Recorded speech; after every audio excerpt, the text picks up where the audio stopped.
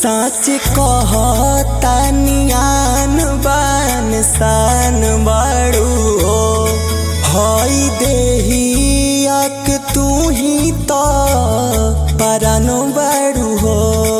ए बहिनिया अपना भाई के तू जान बाड़ू हो।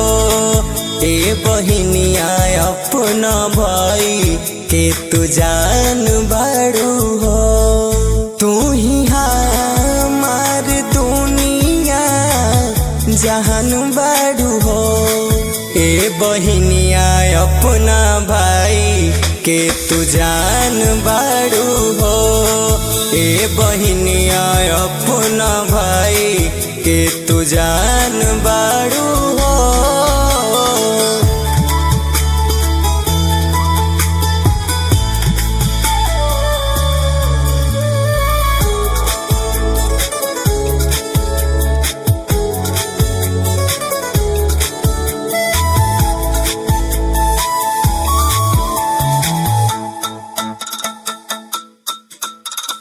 तोहरे से शोभेला हमरो कलैया तहरा ला कुछौ क दीही तहर भैया।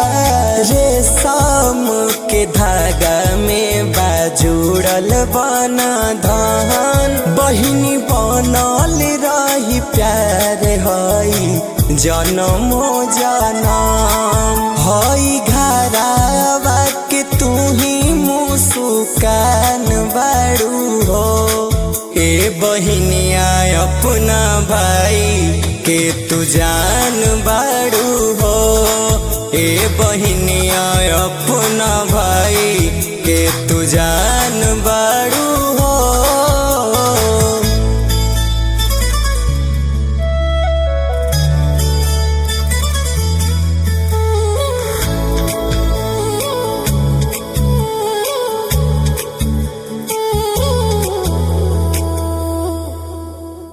टूटी नहीं कबो सा नहिया हमार हो। हर दम करत रहब तोह के दुलार हो। चहकत आंगना दुआर बाटे हो। खुश नसीब बड़ी भाई तोहार बाटे हो। हई सुभामावा के पहगड़ी के सन बाड़ू हो। ए बहिनिया अपना भाई के तू जान बाड़ू हो। ए बहिनिया अपना भाई के तू जान